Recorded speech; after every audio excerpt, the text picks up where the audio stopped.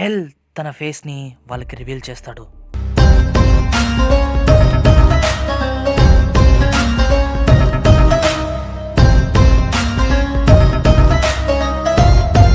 వాళ్ళంతా O L ఏంటి మేము ఎక్స్పెక్ట్ చేసినట్టు లేడే అని అనుకుంటారు. వాళ్ళు వెంటనే ఒక్కొక్కరు వాళ్ళ ఐడీస్ని తీసి ఎల్కి చూపిస్తారు. ఎల్ వాళ్ళ వైపు గన్లా ఇలా పెట్టి బ్యాంగ్ అని అంటాడు. ఇతనేంటి ఇలా చిన్నపిల్లాడిలా చేస్తున్నాడు అని వాళ్ళు అనుకుంటారు. దీనికి ఎల్ ఇలా అంటాడు, మీ అందరికీ ముందే తెలుసు కీరా ఎవరినైనా చంపాలంటే వాళ్ళ ఫేస్ అండ్ వాళ్ళ నేమ్ ఉంటే చాలు. నేను కూడా కీరా అయ్యుండొచ్చు. మీరు ఇలా మీ ఐడీస్ని చూపించడం అంత సేఫ్ కాదు.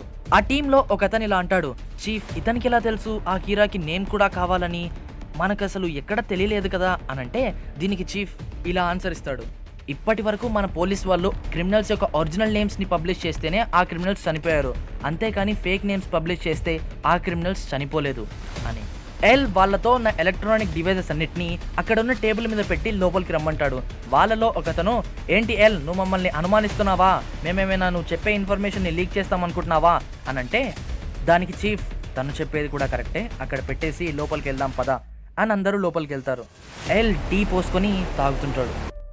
ఆఫీసర్స్లో ఒకతను తనని ఎల్ అని పిలిస్తే ఎల్ ఇలా అంటాడు, నో ఇప్పటి నుంచి మీరు నన్ను ఎల్ అని పిలవకండి, రియూజాకి అని పిలవండి, జస్ట్ మనం సేఫ్గా ఉండడానికి అంతే. వాళ్ళు ఇంకా ఓకే రియూజాకి, నేను చెప్పాలనుకుంటుంది ఏంటంటే ఇప్పుడు క్రిమినల్స్ ఎవరైతే వాళ్ళ నేమ్స్ని మనం డిస్ప్లే చేశామో వాళ్ళు మాత్రమే చనిపోయారు. సో మనం న్యూస్లో ఆ క్రిమినల్స్ నేమ్స్ డిస్ప్లే చేయకుంటే సరిపోతుంది కదా అనంటే దీనికి ఎల్ నో అలా చేస్తే చాలా పెద్ద ప్రాబ్లం అవుతుంది. ఆ కీరా చిన్నపిల్లాడిలో బిహేవ్ చేస్తున్నాడు, తనకి ఓడిపోవడం అంటే ఇష్టం ఉండదు అనంటే దీనికి ఆఫీసర్స్ ఇది నీకెలా తెలుసు అని అడుగుతారు. ఎందుకంటే నేను కూడా చిన్నపిల్లాడిలాగానే ఓడిపోవడం అంటే ఇష్టం ఉండదు అని ఎల్ అంటాడు. దీనికి ఆఫీసర్స్ నువ్వు చెప్పేదేంటో మాకు అర్థం కావట్లేదు, ఇంకొంచెం డెప్త్గా చెప్తావా అని అడిగితే మన ఎల్ డెప్త్గా చెప్తాడు. కీరా స్టార్టింగ్లో క్రిమినల్స్ని మాత్రమే చంపాడు, బట్ ఎప్పుడైతే ఎల్ అనే ఒక ఫేక్ పర్సన్ని టీవీలో చూయించామో తను లైవ్లోనే అతన్ని చంపేశాడు. అంటే కీరా ఇక్కడ కేవలం క్రిమినల్స్ని మాత్రమే కాదు, తను చేసే పనికి అడ్డొచ్చిన వాళ్ళు ఎవరినైనా చంపేస్తాడు. అండ్ ఆ తర్వాత తను మ్యాక్సిమం చంపిన క్రిమినల్స్ జపాన్లో వాళ్ళే. అంటే తను ఇక్కడ మనకు క్లియర్గా చెప్తున్నాడు తన టార్గెట్ జపాన్లో ఉన్న క్రిమినల్స్ అని. సో ఇప్పుడు ఈ టైంలో మనం క్రిమినల్స్ నేమ్స్ని కానీ హైడ్ చేస్తే అది నార్మల్ పీపుల్కి చాలా ప్రాబ్లం అవుతుంది అని ఎల్ వాళ్ళతో డిస్కస్ చేస్తాడు. ఎల్ వాళ్ళకి ఒక ఐడియా ఇస్తాడు.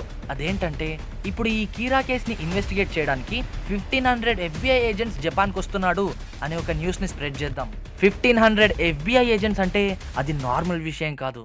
తను ఇంతకుముందు ఫేస్ చేసిన సిచ్యువేషన్ కన్నా ఇది చాలా డేంజర్. సో తను చాలా కార్నర్ అయిపోయి ఏదో ఒక మిస్టేక్ చేస్తాడు అండ్ ఆ మిస్టేక్ వల్ల తను మనకి దొరుకుతాడు అని. ఇది విని ఆ ఆఫీసర్స్ చాలా ఎగ్జైట్ అవుతారు. నువ్వు చెప్పేది వర్కౌట్ అయ్యేలానే ఉంది, మనం 1500 FBI ఏజెంట్స్ వస్తున్నారు అంటాం కానీ ఇక్కడున్నది జస్ట్ మనం 7 మెంబర్స్ మాత్రమే. సో తను ఆ FBI ఏజెంట్స్ని పట్టుకోలేడు, వాళ్ళెవరో కూడా తనకు తెలియక తను ఏదో ఒక మిస్టేక్ చేస్తాడు, మనకు దొరుకుతాడు. సూపర్ రియూజాకి అని అంటారు. రియూజాకి ఇలా అంటాడు, నాకు తెలిసి ఆ కీరా ఖచ్చితంగా ఒంటరిగానే పనిచేస్తూ ఉండాలి అని. ఆ పోలీస్ ఆఫీసర్స్లో ఒకతను నీకెలా తెలుసు తను ఒంటరిగా పనిచేస్తున్నాడు అని అడుగుతాడు. దీనికి చీఫ్ తను చెప్పేది కంప్లీట్గా విందాం, విన్న తర్వాత మాట్లాడు. మనందరికీ ముందే తెలుసు కీరా ఎవరినైనా చంపగలడు వాళ్ళ ఫేస్ అండ్ నేమ్ తనకి తెలిస్తే. అండ్ తను టైంని కూడా కంట్రోల్ చేయగలడు, ఏ టైంకి చంపేయాలి అని. అండ్ ది ఫైనల్ వన్, తను ఎవరినైనా చంపబోయే ముందు వాళ్ళు చనిపోయే ముందు ఏం చేయాలో కూడా తను కంట్రోల్ చేయగలుగుతాడు అని. ఈ మాత్రం మనకు తెలుసు కదా, ఇప్పుడు నేను చెప్పేది క్లియర్గా వినండి అని వాళ్ళకి ఒక ఇన్ఫర్మేషన్ చెప్తాడు. అదేంటంటే డిసెంబర్ 14th ఇక్కడికి 12 ఏజెంట్స్ వచ్చారు. అండ్ డిసెంబర్ 19th కీరా క్రిమినల్స్ మీద కొన్ని టెస్ట్ చేశాడు. అదేంటంటే తను ఎవరినైతే చంపాలనుకుంటున్నాడో వాళ్ళు చనిపోబోయే ముందు తను అనుకున్నట్టే యాక్షన్ చేస్తున్నారా లేదా అని. ఈ 14th to 19th డేస్లో తనకు అర్థమైపోయి ఉంటుంది FBI ఏజెంట్స్ ఈ కేసుని టేకప్ చేస్తున్నారు అని. తను చాలా భయపడిపోయి ఉంటాడు, ఎందుకంటే ఆ కీరాకి ఆ FBI ఏజెంట్స్ నేమ్ తెలియదు, వాళ్ళ ఫేసెస్ తెలియదు కాబట్టి. సో వాళ్ళని తను చంపేయలేడు. అందుకే క్రిమినల్స్ మీద తనకి ఎంత గ్రిప్ ఉందో తెలుసుకోవడానికి అప్పుడు కొన్ని టెస్ట్ చేశాడు. అండ్ డిసెంబర్ 27th ఏం జరిగిందో మనకు తెలుసు. ఒకవైపు లైట్ ఏమో తనేమైనా మిస్టేక్స్ చేశానా అని డిసెంబర్ 19th నుంచి, అంటే అప్పటి నుంచి తను చాలా యాక్టివ్గా ఉన్నాడు కాబట్టి అప్పటి నుంచి డేట్స్ వేసుకొని ఆ డేట్స్లో తను ఏం చేశాడు, ఏమైనా మిస్ అయ్యాడా అని చెక్ చేసుకుంటున్నాడు. ర్యూక్ ఆశ్చర్యపోతాడు, ఏంటి లైట్ నువ్వు ఇప్పుడు డెత్ నోట్ వాడుతున్నావు కదా, డెత్ నోట్ కాకుండా ఏదో రాసుకుంటున్నావు అని. లైట్ తను అసలు ఆ డేట్స్లో ఏం చేశాడు అని ఆలోచిస్తూ ఉంటాడు. ఇక్కడ రియూజాకి ఏమంటాడంటే 19th to 14th మధ్యలో ఆ కీరాని మన FBI ఏజెంట్స్లో ఎవరో ఒక ఏజెంట్ ఇన్వెస్టిగేట్ చేస్తుండాలి. And December 19th to 27th మధ్యలో తను చంపిన వాళ్ళు సస్పెక్టెడ్ క్రిమినల్స్. అంటే తను ఇంతకుముందు చంపింది క్రిమినల్స్ని, ఇప్పుడు చంపింది సస్పెక్టెడ్ క్రిమినల్స్, అంటే వాళ్ళు ఇన్నోసెంట్స్. ఈ ఇన్ఫర్మేషన్ అంతా విని ఆఫీసర్స్ ఆశ్చర్యపోతారు. అండ్ రియూజాకి వాళ్ళకి FBI ఏజెంట్స్ కలెక్ట్ చేసిన ఇన్ఫర్మేషన్ ఇస్తాడు. దీన్ని మీరు చెక్ చేయండి, మీరు దీన్ని బయటికి తీసుకెళ్ళలేరు కానీ ఇక్కడైతే చెక్ చేయొచ్చు. ఆఫీసర్స్ ఇంకా హ్యాపీ అవుతారు, ఎందుకంటే కీరా హెడ్ క్వార్టర్స్ నుంచి ఇన్ఫర్మేషన్ని కలెక్ట్ చేయగలుగుతాడు. బట్ ఇప్పుడు ఇక్కడ హెడ్ క్వార్టర్స్లో ఉన్నది జస్ట్ వీళ్ళు మాత్రమే. సో కీరాకి ఇన్ఫర్మేషన్ దొరకదు. ఇంకా వీళ్ళు 2 గ్రూప్స్గా డివైడ్ అయ్యి ఒక గ్రూప్ FBI ఏజెంట్స్ మీద, ఇంకో గ్రూప్ ఆ హార్ట్ అటాక్ విక్టిమ్స్ మీద ఇన్వెస్టిగేట్ చేయాలని ఫిక్స్ అవుతారు. రియూజాకి మీరు నన్ను ఇంకేమైనా క్వశ్చన్స్ అడగాలా అని అడిగితే చీఫ్ ఒక క్వశ్చన్ అడుగుతాడు. అదేంటంటే, నువ్వు మాకు ఇంతకుముందు చెప్పినట్టు నీ ఫేస్ని రివీల్ చేయను అన్నావు, అంటే ఇప్పుడు నువ్వు నీ ఫేస్ని రివీల్ చేసావు అండ్ ఇప్పుడు మా హెల్ప్ కూడా తీసుకుంటున్నావు, కాబట్టి నువ్వు ఓడిపోయినట్టేనా అని. రియూజాకి ఇలా అంటాడు, అవును, నేను మొదట్లో ఓడిపోయాను, కానీ చివరికి గెలిచేది మాత్రం మనమే అని. రియూజాకి మాటలు విని వాళ్ళందరికీ కూడా కాన్ఫిడెన్స్ వస్తుంది. చీఫ్కి తను ఎల్లో కాదో అని డౌట్ ఉండేది, కానీ ఇప్పుడు అది క్లియర్ అయిపోయింది. ఎల్ వాళ్ళతో ఇలా అంటాడు, నేను మీ అందరితో సపరేట్గా మాట్లాడాలి, మీ అందరూ ఒకరి తర్వాత ఒకరు ఆ రూమ్లోకి రండి అని. ఆఫీసర్స్లో ఒకతను, ఏంటి నువ్వు మమ్మల్ని ఇంకా నమ్మట్లేదా అని అంటాడు. దీనికి చీఫ్ ఇలా అంటాడు, ఎల్ తన లైఫ్నే రిస్క్లో పెట్టాడు. కీరాకి హెడ్ క్వార్టర్స్ నుంచి ఇన్ఫర్మేషన్ వెళ్తుంది, అంటే మనలో కూడా కీరా ఉండే ఛాన్స్ ఉంది. సో తను చెప్పినట్టు చేద్దామని తను చెప్పినట్టు చేస్తారు. మరోవైపు ఎల్ ఏమో చాలా టెన్షన్గా ఫీల్ అవుతుంటాడు. నేను ఏదైనా మిస్టేక్ చేశానా, చిన్న మిస్టేక్ చేసినా కానీ దొరికిపోతాను అని.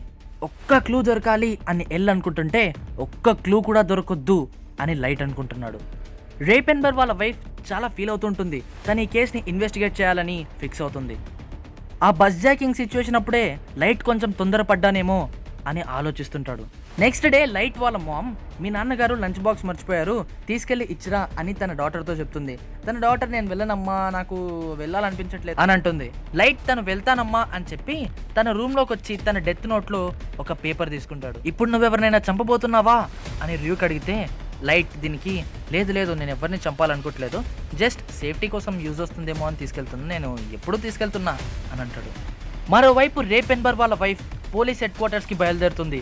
తన మైండ్లో ఇలా అనుకుంటుంది, ఆ రోజు రేపెన్బర్గ్ షింజుకుకి వెళ్తాను అని చెప్పాడు, అండ్ అదే రోజు అక్కడ చాలా మంది క్రిమినల్స్ హార్ట్ అటాక్తో చనిపోయారు. ఆ రోజే బస్ జాకింగ్ జరిగింది అండ్ అదే రోజు ఆ క్రిమినల్ చనిపోయాడు, బట్ హార్ట్ అటాక్తో కాదు, యాక్సిడెంట్లో. లైట్ తన ఫాదర్కి కాల్ చేస్తాడు, బట్ తన ఫాదర్ లిఫ్ట్ చేయడు. ఇంకా తను అలా నడుచుకుంటూ హెడ్ క్వార్టర్స్కి చేరుకుంటాడు. రేపెన్బర్గ్ వాళ్ళ వైఫ్ కూడా అక్కడికి చేరుకుంటుంది. తన దగ్గర ఒక ఇంపార్టెంట్ ఇన్ఫర్మేషన్ ఉంది, నేను పోలీస్ వాళ్ళతో అర్జెంటుగా మాట్లాడాలి అని అంటుంది. దీనికి రిసెప్షన్ వాళ్ళు, లేదు పోలీస్ ఆఫీసర్స్ ఎవ్వరు కూడా ఇప్పుడు హెడ్ క్వార్టర్స్లో లేరు అని అంటారు. ఏంటి, హెడ్ క్వార్టర్స్లో ఎవ్వరూ లేరా అని లైట్ అనుకుంటాడు. తను ఇలా అంటుంది, నేను కీరా కేసు గురించి మాట్లాడడానికి వచ్చాను అని. కీరా కేసు గురించా అని లైట్ ముందుకెళ్తాడు. లైట్ ఆ లంచ్ బాక్స్ని రిసెప్షన్లో వాళ్ళకి ఇచ్చేస్తాడు. ఆ రిసెప్షన్లో ఉన్న అతను ఇలా అంటాడు, కీరా కేసు గురించి ఇన్వెస్టిగేట్ చేయడానికి నువ్వు కూడా రావచ్చు కదా లైట్ అని. దీనికి లైట్, వస్తా, ఎల్లు కన్నా ముందు మనమే కనిపెడదాంలే అని అంటాడు. ఏంటి, ఎల్లు కన్నా ముందా అని రేపెన్బర్గ్ వాళ్ళ వైఫ్ అనుకుంటుంది. లైట్ తనతో మాట్లాడతాడు, మీకు ఈ కీరా కేసు గురించి తెలియదేముంది, ఆఫీసర్స్ అంతా రిజైన్ చేసి వెళ్ళిపోయారు, ఇప్పుడు కేవలం కొంతమంది ఉన్నారు కాబట్టి వర్క్ అంతా వాళ్ళ మీదే ఉంది, సో వాళ్ళు ఇప్పుడు ఫ్రీగా ఉండరు అని అంటాడు. ఇదంతా తనతో ఎందుకు షేర్ చేస్తున్నావు లైట్ అని రిసెప్షన్లో వాళ్ళు అడిగితే, తను ఎందుకో నాకు చాలా నమ్మకంగా కనిపిస్తుంది, అందుకే తనకు చెప్పాను అని అంటాడు. మీరు ఆ కీరా కేసు గురించి ఏమో మాట్లాడాలంటున్నారు కదా, ఇక్కడ చీఫ్ మా నాన్నగారే, మీరేమైనా మాట్లాడాలంటే మా నాన్నతో మాట్లాడొచ్చు, నేను మీకు మా నాన్న నెంబర్ ఇవ్వలేను కానీ నా మొబైల్లో నుంచి మాట్లాడనివ్వగలుగుతాను అని అంటాడు. దీనికి తను ఒప్పుకొని తనతో వెళ్తుంది. ఓకే, నా పేరు లైట్ యాగమి, ఇంతకీ మీ పేరేంటి అని లైట్ అడుగుతాడు. దీనికి తను, నా పేరు షీనోమాకి అని చెప్తుంది. అంటే మిస్ మాకి అని తను అంటాడు. మనకి కీరా గురించి తెలుసు కదా, తనకు ఎవరి పేరైనా ఫేస్ అయినా తెలిస్తే వాళ్ళని హార్ట్ అటాక్స్తో చంపేస్తాడు అని. దీనికి తను ఏమంటుందంటే, ఎగ్జాక్ట్లీ అందరూ ఇదే అనుకుంటున్నారు, బట్ ఇక్కడ రియాలిటీ ఏంటంటే తను హార్ట్ అటాక్స్తోనే కాదు ఇంకా వేరే విధాల్లో కూడా చంపగలుగుతాడు. ఎల్ షాక్ అయిపోతాడు, ఏంటి ఇంతకీ తినెవరు, తినకెలా తెలిసింది ఇదంతా అని. లైట్ ఇలా అంటాడు, ఓ నాకు అసలు ఈ ఆలోచనే రాలేదే, తను హార్ట్ అటాక్స్ కాకుండా ఇంకా వేరేలా కూడా చంపగలుగుతాడు అని. దీనికి తను ఏమంటుందంటే, నాకు తెలిసిన ఒక వ్యక్తి కీరాని కలుసుంటాడు అని. ఏంటి, కీరాని కలిశాడా అని లైట్ ఆశ్చర్యపోతాడు. అవును, మీ ఫ్రెండ్ ఎవరో ఆ కీరాని కలిశారన్నారు కదా, తనే వెళ్ళి చెప్తే అయిపోతుంది కదా కీరా ఎవరో అని లైట్ అంటే, దీనికి తను ఏమంటుందంటే, లేదు తను చనిపోయాడు, తను నా హస్బెండ్, తను కూడా 12 FBI ఏజెంట్స్లో ఒక అతను అని అంటుంది. లైట్ తన మైండ్లో ఇలా అనుకుంటాడు, 12 FBI ఏజెంట్లో ఒక అతను అండ్ కీరాని కలిశాడా అంటే తను రే పెన్బర్గ్ అని తనకి దిమ్మ తిరిగిపోతుంది. తను ఇలా అంటుంది, ఆ రోజు బస్ హైజాకింగ్ జరిగిన రోజే ఆ బస్లో తను కీరాని కలిసి ఉంటాడు. దీనికి లైట్ ఇలా అంటాడు, ఇంతకీ మీరు అసలు ఎందుకు అనుకుంటున్నారు తను కీరాని కలిసి ఉంటాడు అని. దీనికి తను ఏమంటుందంటే, బస్ హైజాకింగ్ జరిగిన 8 days తర్వాత తను హార్ట్ అటాక్తో చనిపోయాడు.